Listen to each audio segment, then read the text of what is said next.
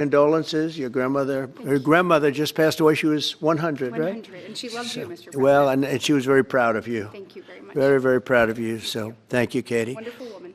She must have been. To produce you indirectly, I can tell you she had to be. Tommy Tuberville, who's a great coach. And I won't say anything about what happened with Alabama football this weekend. Let's leave that out. But you're not used to that, right? You're not used to that. But Tommy, Auburn won, that's right. They did. So you're happy. Tommy's been a great senator, as you know, and a fantastic guy all around. He was also a tremendous coach. House Armed Services Committee Chair Mike Rogers. Thank you, Mike. Where's Mike? Mike, thank you very much. Doing great, Mike.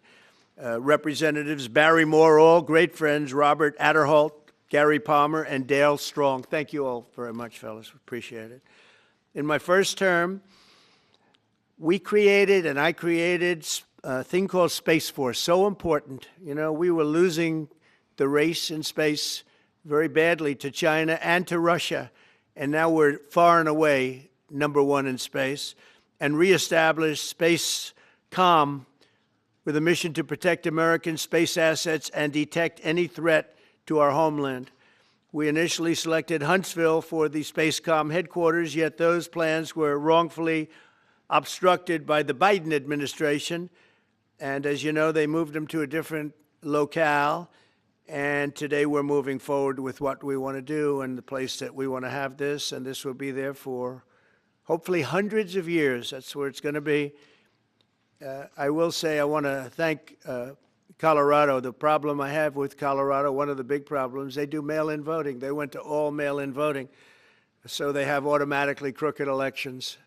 And we can't have that. When a state is for mail-in voting, that means they want dishonest elections, because that's what that means. So that played a big factor also. In Huntsville, SpaceCom will play a key role in building the Golden Dome, as you know. That's going to be a big thing. Everybody wants to be a participant in it. Missile Defense Shield, we're going to be having a Golden Dome that the likes of which nobody's ever seen before. The finest, the best. And by the way, Canada called. They want to be a part of it, and that'll be great. But Canada wants very much to be included in that, and we're going to work something out with them, I hope.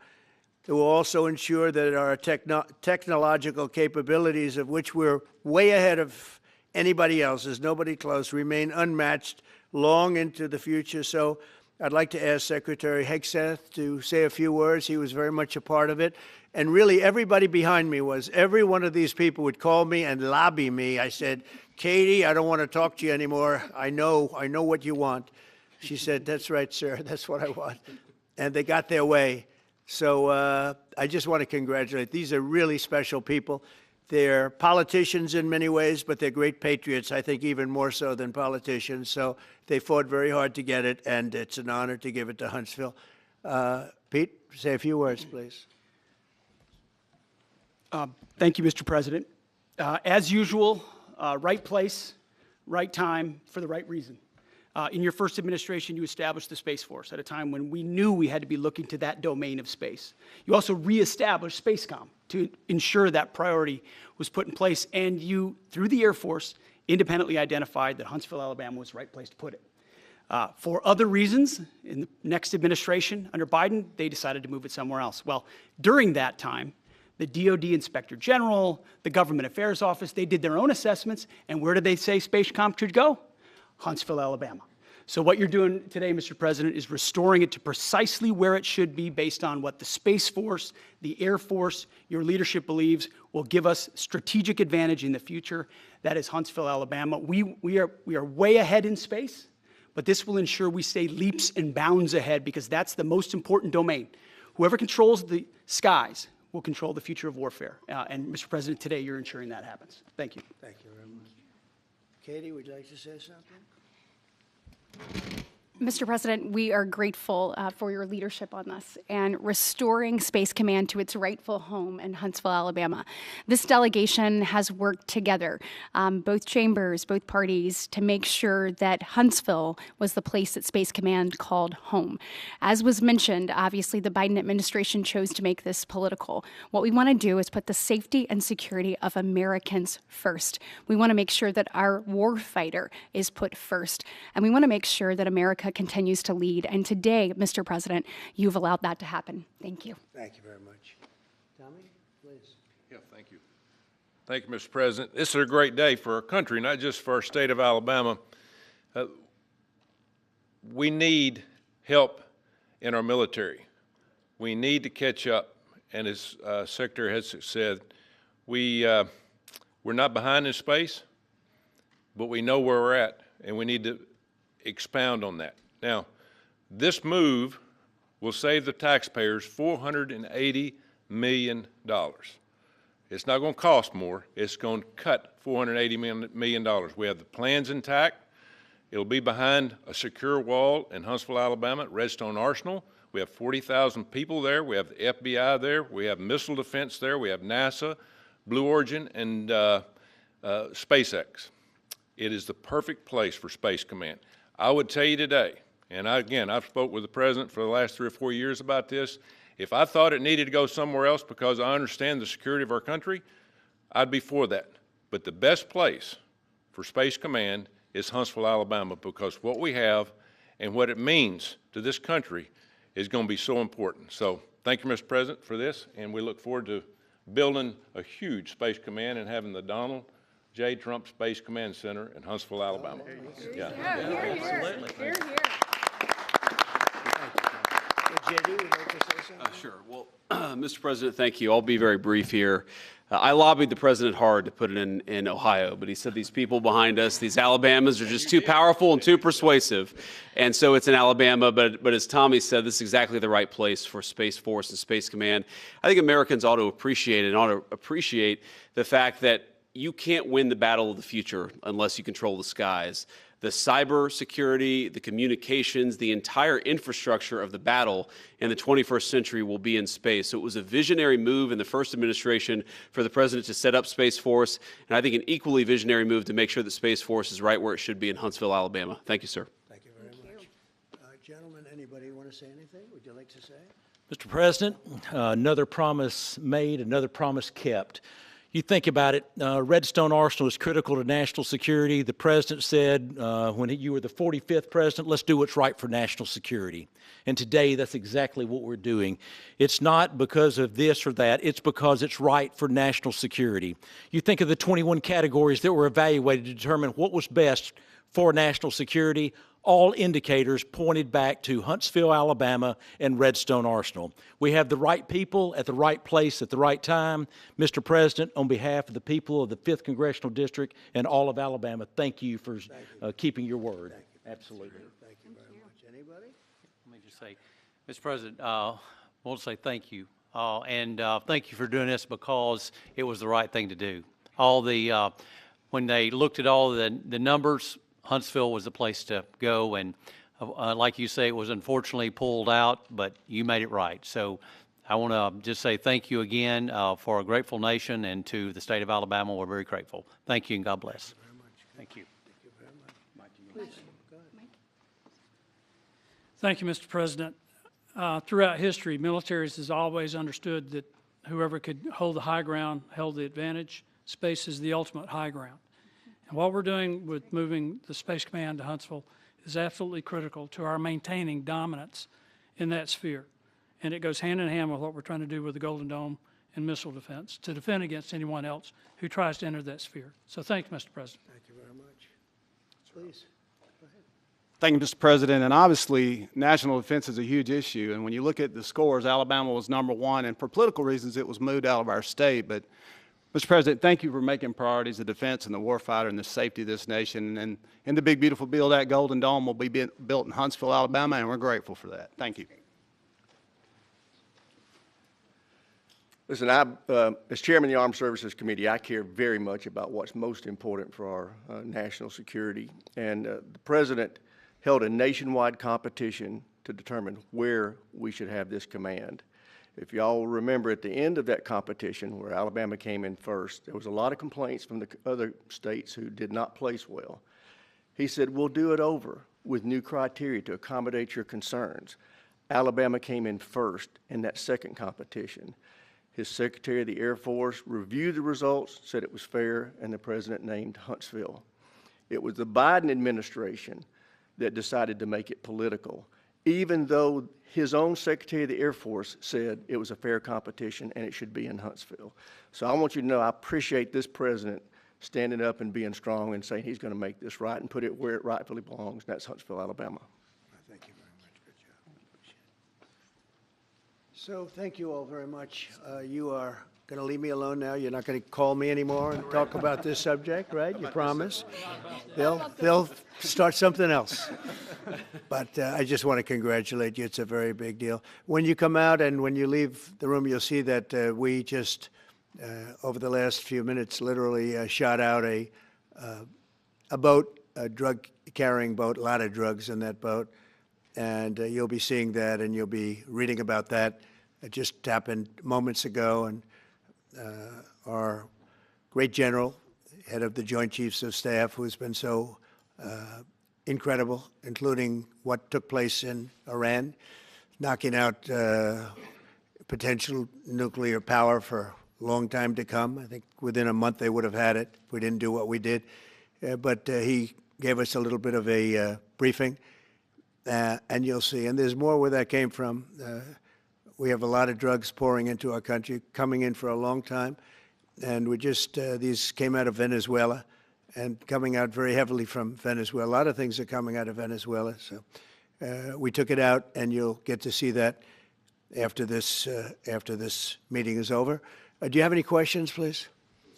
Yeah, please. Thank you, Mr. President. Senator Tuberville talked about the cost savings Yeah. associated with this announcement. Can you talk about the strategic benefits by having Space Force Command headquartered in Huntsville?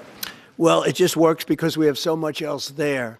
And having a central, you could call it a central command, but it really is a command station. Also, even locationally, where it is, and when you think about flying distances, if you can save a half an hour as fast as some of these planes go and things go, and even the rockets go, if you can save by having the best location. So we went out, as you know, to experts, and we had 4 different groups of experts. They all said this was the best location. I also loved it from the standpoint, I know the people of Alabama, they are great people, work hard, and there's no games, and they're very proud of it. And I would say they fought harder for it than anybody else also. A lot of states, 5 states really wanted it, but they wanted it more. And I kid you not when I say that these people, they spoke to me a lot. That's all they wanted to talk about. They didn't want to talk about the weather. They only wanted to talk about moving to this location, moving to Alabama, Huntsville in particular. So we're honored to do it. They really wanted it badly, and they got it. Peter? President Trump, something completely different, but about a big viral social media trend over the weekend. How did you find out over the weekend that you were dead? You see that? No. People didn't see you for a couple days. 1.3 million user engagements as of Saturday morning about your demise. Really? I You didn't see that. You know, I have heard, it's sort of crazy, but last week I did numerous news conferences, all successful. They went very well, like this is going very well. And then I didn't do any for 2 days, and they said, there must be something wrong with him. Biden wouldn't do them for months. You wouldn't see him. And nobody ever said there was ever anything wrong with him, and we know he wasn't in the greatest of shape. No, I heard that. I get reports. Now, you knew I did an interview that lasted for about an hour and a half with somebody, and everybody saw that was on one of your competitors. I did numerous shows and also did a number of truths, long truths, and I think pretty poignant truths. No, I was very active over the weekend. They also knew I went out to visit some people at the club that I own, pretty nearby on the Potomac River. And no, I've been very active actually over the weekend. I didn't hear that one. That's pretty serious stuff. Well, it's fake news. You know, it's just it's so fake. That's why the media has so little credibility. I knew they were saying, like, is he okay? How's he feeling? What's wrong? I said, left. And it's also sort of a longer weekend, you know, it's Labor Day weekend, so I would say a lot of people know. I was very active this Labor Day. I had heard that, but I didn't hear it to that extent. Go ahead, Peter. Something else. We know that this country has a huge problem with school shootings. You've said that you're open to sending the National Guard pretty much anywhere. Would you ever consider sending an armed National Guardsman to every school? Well, we have a big problem with school shooting, but we also have thousands and thousands of schools that run perfectly. You know, they talk about you can do things construction-wise, and that's really, I think nobody knows more about construction than me. You can build the construction doors. You can build what they call safety doors, where they lock on the outside, the inside, and every place else. Well, but if one of these lunatics happens to get through, then the police can't get in. Then they're looking for keys all over the place, and it takes a lot of disadvantages to doing, you know, spending billions and billions of dollars and actually making it safer in some way for some of these lunatics that we're dealing with. But I don't think so. I've thrown out the concept. We have great teachers that love our children. The parents love the children. Teachers love the children too.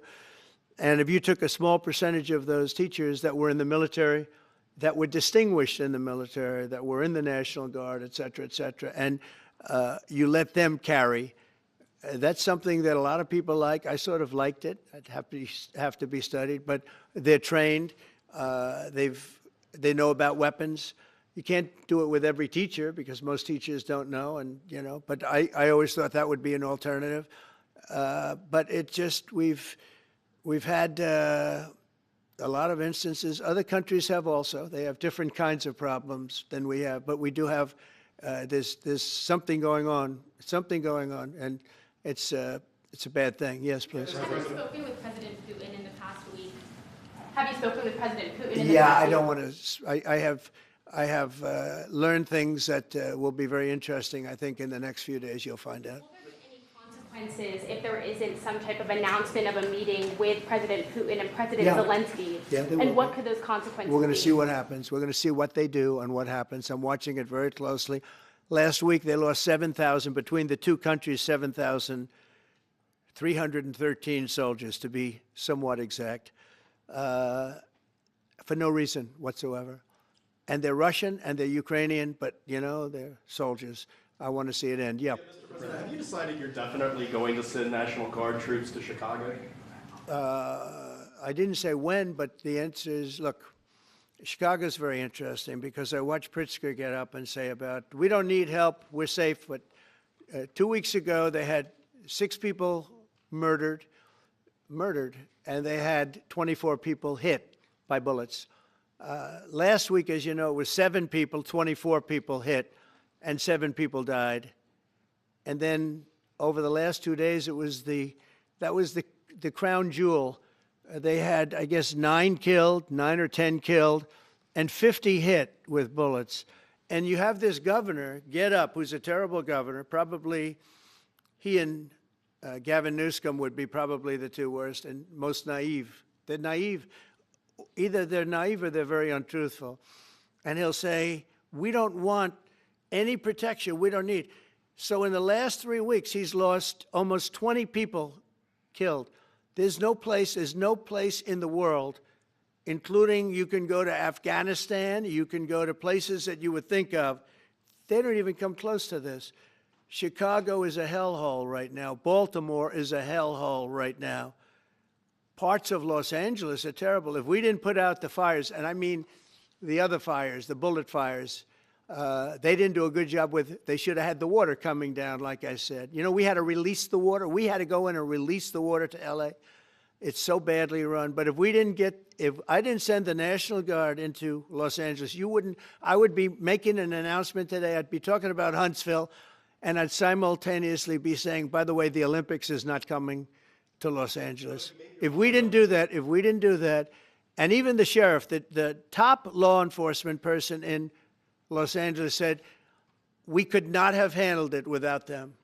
So that's what he said. Did you make your mind up on Chicago, though? Well, we're going in. I didn't say when. We're going in. When you lose, look, I have an obligation. This isn't a political thing.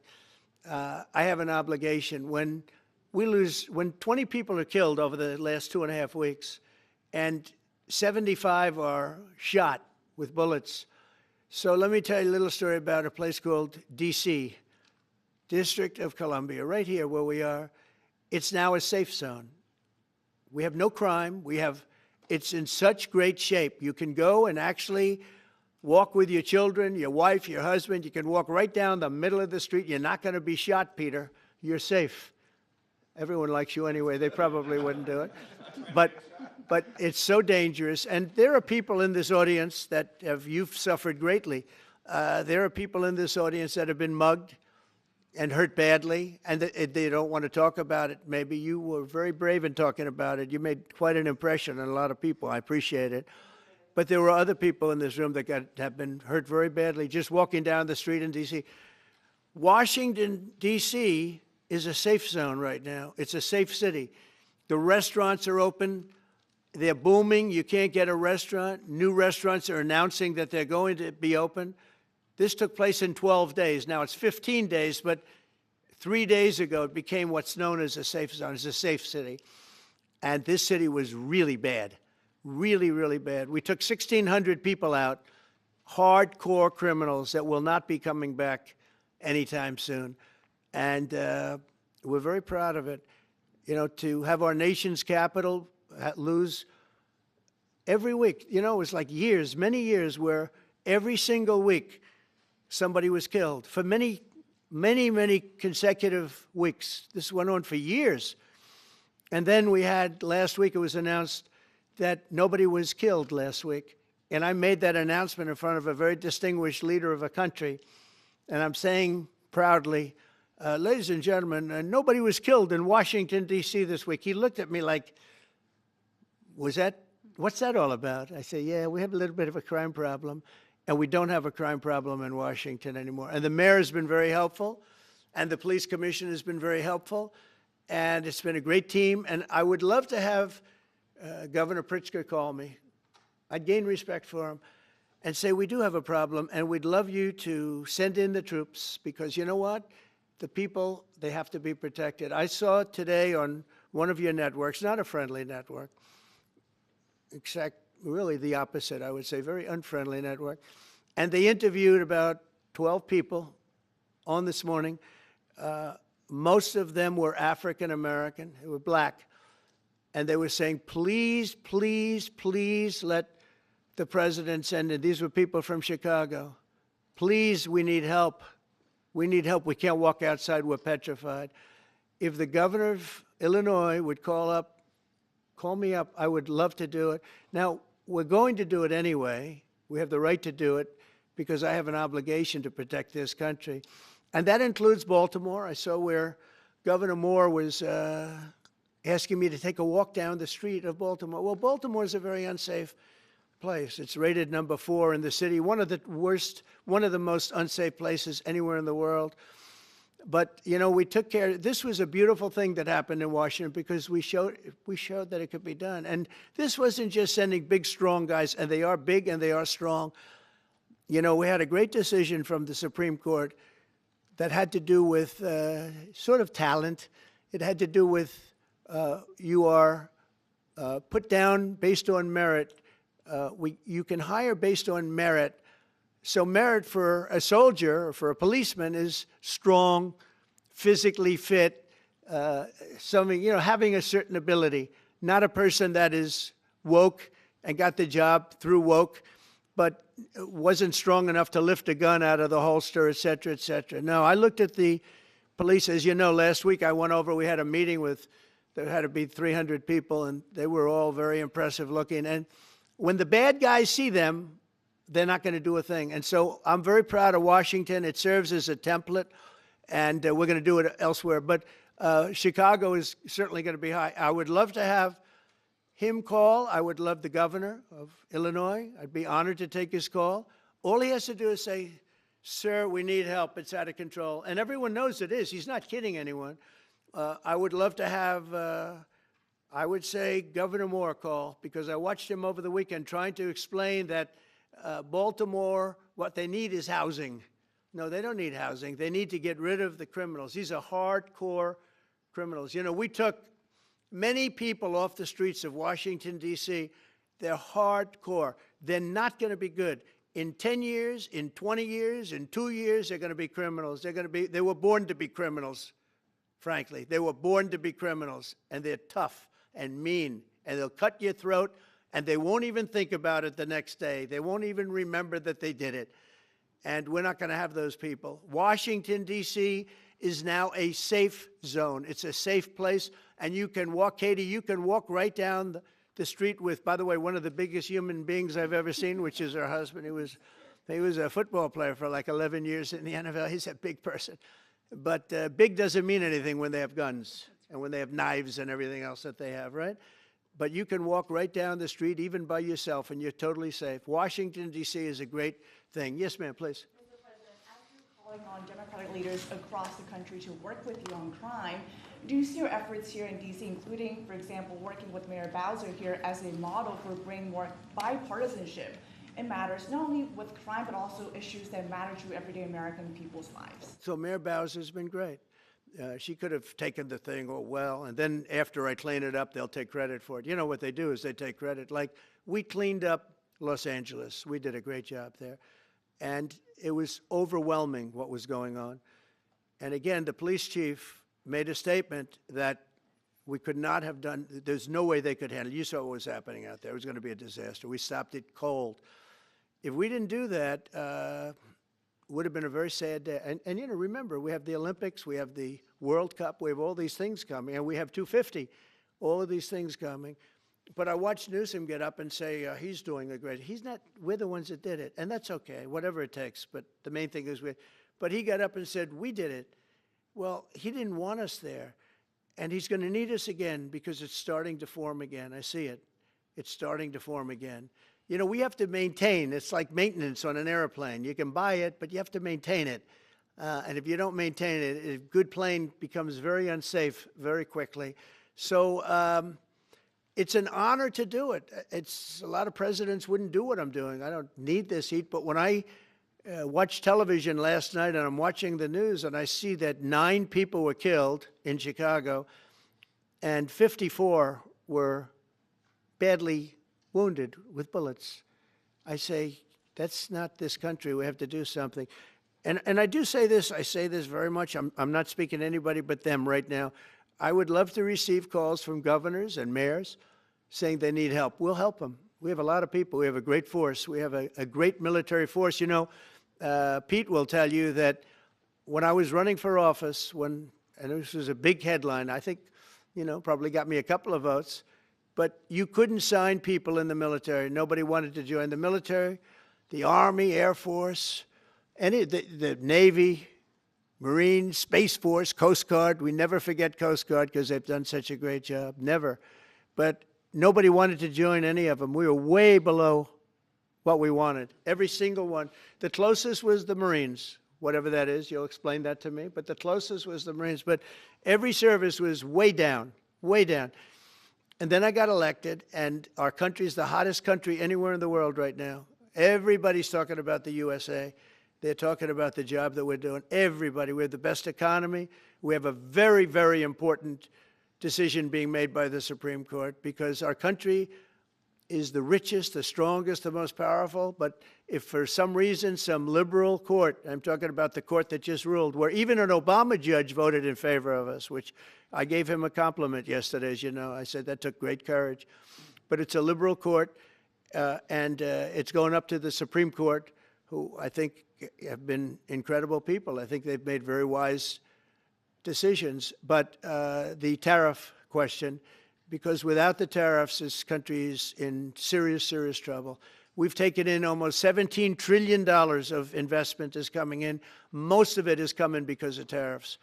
And if for some reason somebody wanted to be politically correct, I actually think it's unpolitically correct. I think politically correct is to approve it, because there's nothing so popular as what's happened to our country. Our country is doing so well. But we had a liberal court gave us a very shocking ruling, and that ruling is basically saying that the trillions of dollars that are pouring into our country, putting us in a position like no country is anywhere in the world, that they'd like to see us that taken away. By the way, a lot of the people behind that lawsuit, that particular, are from foreign countries, I might add. There's a video that is circulating online now of the White House where a window is open to the residents upstairs and somebody is throwing a big bag out the window. Have you seen this? No, that's probably AI generated. So Actually, you can't open the windows. You know why? They're all heavily armored and bulletproof. So that's a fake video. Well, it's got to be, because I know every window up there. The last place I'd be doing it is that, because there's cameras all over the place, right? Including yours. No, but every window, I've never seen a window that's, in fact, my wife was complaining about it the other day. She said, love to have a little fresh air come in, but you can't. They're bulletproof. And number one, they're sealed. And number two, each window weighs about 600 pounds. You have to be pretty strong to open them up. No, that has to be, where was the window? Let me see.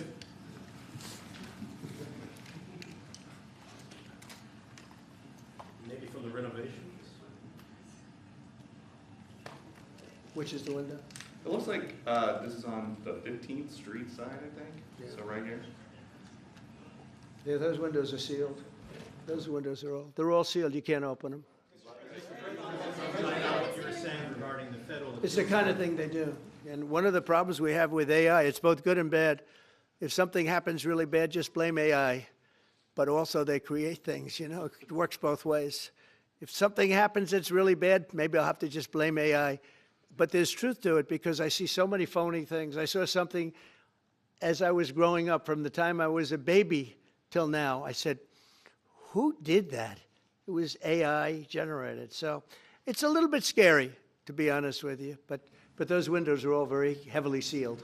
Thank you, Mr. President. I want to follow up with what you were saying regarding that federal appellate court that ruled against you and your administration as it relates to your ability. Well, they ruled against our country, the court, and they ruled against us before. It's a very liberal court. You called it highly partisan in your Well, social it certainly media posts. is. It certainly and is. in fact, it was along ideological lines, 7-4. Well, except that we actually got one of the Obama judges that was appointed by President Obama voted in favor of the tariffs, because he felt it was imperative for our country to thrive and survive even.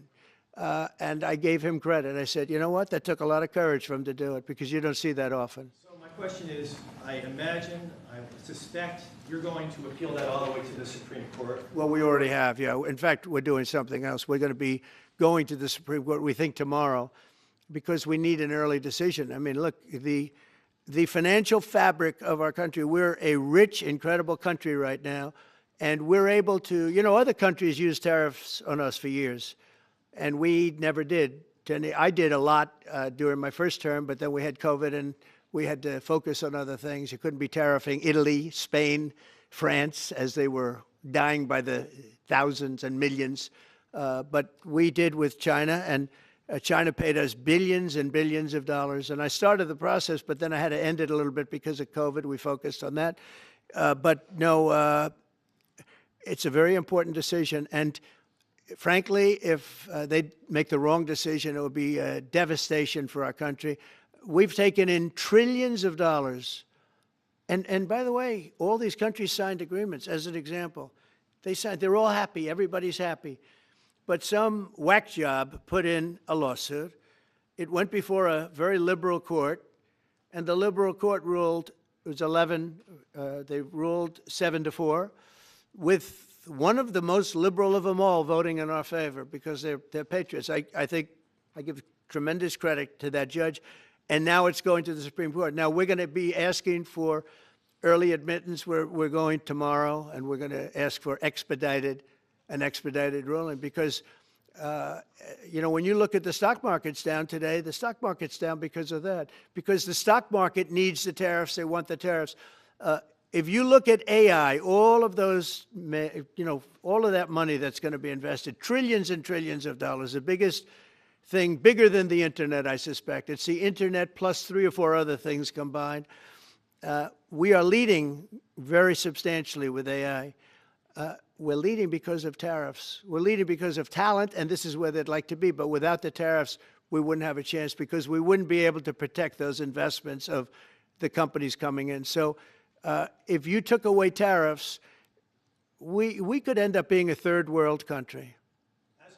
That's how big the ruling. So we're asking for an expedited ruling. As a backstop to that, President, you have a Republican-controlled Congress. You control the House. You control the Senate. Yeah, but we don't have 60 votes. We don't have 60 votes. You I'd don't love to think you do could get that. enough Oh, if we had 60 senators, if we got the 60 votes, we would get them. But we need 60 votes, and we need, a certain number in the House. I think we'd get, I don't know, we have about 5 of them here. Would everybody agree with me on tariffs? Without tariffs, we're a different country. We have taken in so much money. And here's the thing. We signed a deal with Japan. They're paying us hundreds of billions of dollars. We signed a deal with South Korea. We signed a deal with the European Union. We signed a deal with Europe. And those countries are paying us $950 billion, and they're happy about it. They're okay. As one of them said, it's amazing that we got away with it so long. One of my friends, a leader of one of the countries, and they're fine with it. They all signed. If that ruling ever went against us, I guess we'd have to give back hundreds of billions. We would have to give trillions and trillions of dollars back to countries that have been ripping us off for the last 35 years. And I can't imagine it happening. On a legal basis, they have no legal basis whatsoever. But on a common sense basis, it would destroy America. Okay. You talked about controlling the sky. On Sunday, the satellite signal of Ursula von der Leyen's plane was alleged. With Ursula? Well, she had an interesting event. She's a tremendous woman. And so what are you asking me about her? NATO is concerned about it, I do too, about this. True, NATO is concerned about it. Well, nobody knows where it came from, but they did take away her ability to use a phone. Sometimes that's a good thing.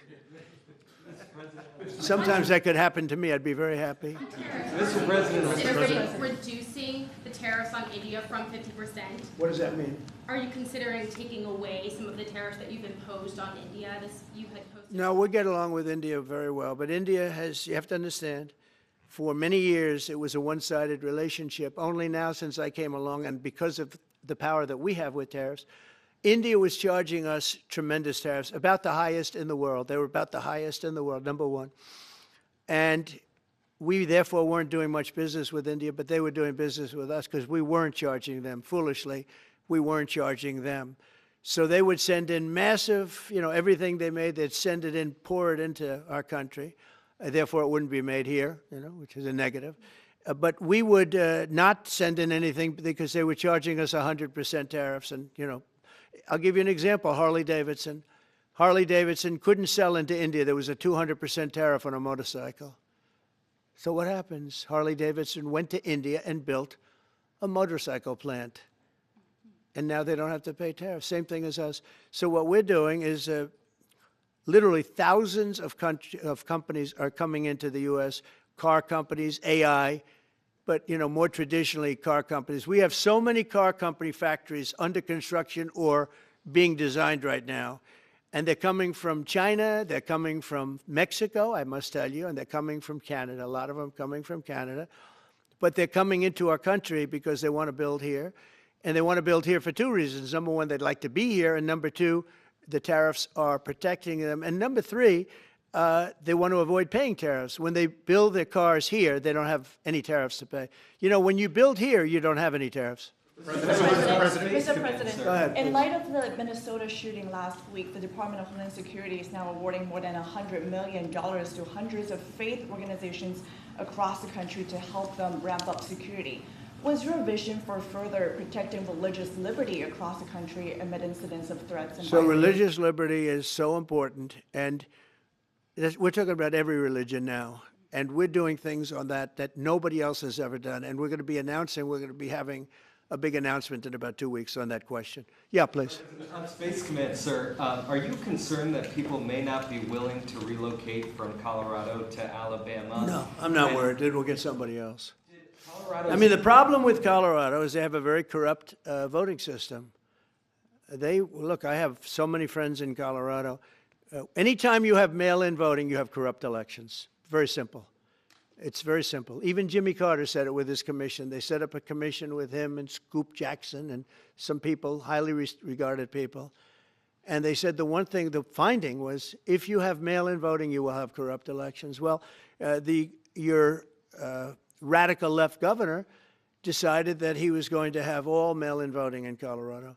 Once you have all mail-in voting, and for whatever reason, the Democrats cheat. And they cheat like, you know, they're not stupid. That's the only thing. They're no good on policy. They're no good on management. They're no good at government. But they're great at cheating. And they stick together, too. I give them credit for sticking together. Please. Obviously, this is a big win for national security, moving this to Alabama. We've all can agree with that. Big. Is there any idea of the economic impact this has on the state and on that local area? Katie, do you want to answer that? Look, I mean, this, go ahead, George. Please go. This is going to be tremendous. I mean, the state of Alabama, what we've seen through this process is the worst of Washington. We've seen politics get in the way of what is best for the warfighter, what's best for national security. And the state of Alabama is about to show the country the best among us. So we know the economic impact is going to be tremendous. There at Redstone Arsenal, we're proud to house everything from the FBI to headquarters there for material command to a number of things. We obviously have NASA with Marshall Space Flight Center, and so this naturally fits within. When you look at the decision matrix that they placed in front of us, that's why we ranked so high, is because we have the resources necessary and the ability to build out quickly to meet the needs in front of us. As far as economic impact, it would be tremendous. Does anybody have an exact number? 1,600 jobs. 3,000 spinoff. With 3,000 spinoff. Look at this. This is teamwork right here. So we are really proud, and the people of Alabama are ready to get to work. And I've got a housing question, if you could, just for a second, Mr. Yeah, President. please. Owning a home and going about the American dream seems like it's out of touch for a lot of Americans. Just recently, you pushed out a statement about addressing an emergency housing situation. That's right. We're thinking about doing that. Yeah, can you just... Well, we need a little help from the Fed. We have a man named Jerome Too Late Powell. You probably heard of him. He's too late. He's way too late. And the economy is so strong that it's pushing through that. Normally, it would have been much tougher. But we're doing so well that we're pushing through it. But it makes it very hard for people to get mortgages because too late is too late. Very simple. He's too late. And probably political, whatever. He wasn't too late before the election. Before the election, he was cutting rates, right? Because he was hoping that, I guess, Biden would get in or that Kamala would. He was a big Biden guy. Explain that one. And then he was a Kamala person. But he was hoping, I guess, she'd win, I guess. I don't know. It didn't work out too well. But, yeah, we need a very serious cut. You know, I think that if you look back many decades ago, the United States was always the lowest, even if they were doing badly. The United States was, because without the United States, everything in the world would die. It's true. It's so powerful. It's so big. And I made it really big in the first 4 years. Then it started to degenerate with what this Biden administration did. But we built it up to a level that I never thought we could be at this quickly. We're the hottest, we're the best financially. The money coming in is so big because of tariffs and other things, but because of tariffs. Tariff gets us even those other things. Plus, it gets us great negotiating. I settled 7 wars, and numerous of those wars were because of trade, and numerous of the trade deals that I made were because of tariffs. It gives you a great negotiating ability. If that ability were taken away from us by a liberal court acting on essentially foreign nations asking to get help from the United States government, when they've been doing this to us for 40 years, that's why we have $38 trillion in debt. We won't have it for long if they let us, if they allow us to do what everybody knows we should be able to do. Yeah, please. Mr. President, another Biden-era action that you're now reversing is that you signed a deal last week to make federal buildings adopt and embrace classical architecture styles again. Can you talk to us about why you do that, and also what's your vision? Well, we want to see beautiful buildings. Now, you know, it's in the eye of the beholder. I've seen architectural reviews over the years. I'm an expert at it. I've gotten a lot of great reviews. But I've seen buildings that I didn't think were very good get great reviews, and I've seen great buildings get bad reviews. So, but it's just a standard. We want to have a good standard. We're building something here, you know, for 150 years they wanted a ballroom at the White House. We're doing something at the highest level using great architects and all. And, you know, it's very exciting. But we have a lot of interesting things happening architecturally in D.C. And D.C. is like a different place. And, you know, even the contractor said, sir, we walked down today, we feel like much safer. It's like a different place. Washington, D.C. is great. Now, we're going to also beautify it. We're going to put a topping on the roads. We're not going to rip them apart and take 4 years to build a road that was exactly the same by the time you build it.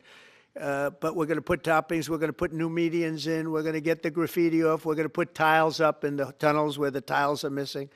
We'll do the whole tunnel instead of, you know, a little area where you see new tiles, old tiles that never look too good, but they could use it. You know, they've been up for 50 years. They've served their duty.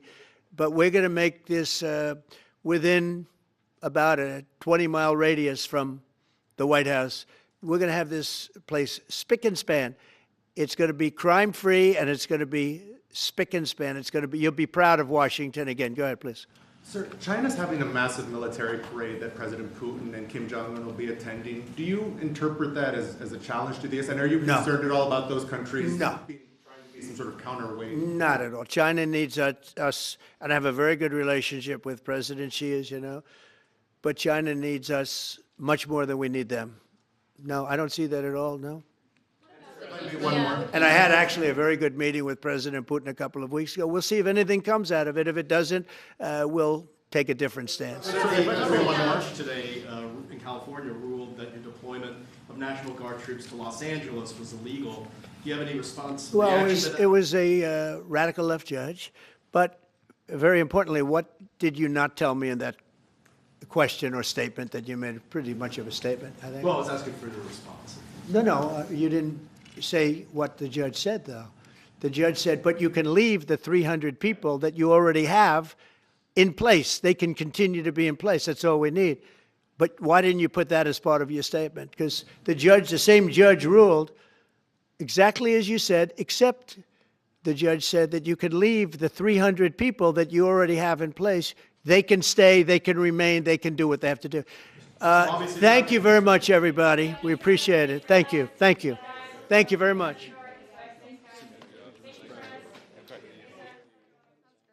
Thank you, guys. Thanks, press. Thank you. Thank you. Let's head out. Let's go, guys. Thank you. Thank you, press. Thanks, guys. Let's go. Let's go. Keep going. Thanks, guys. Thank you, press.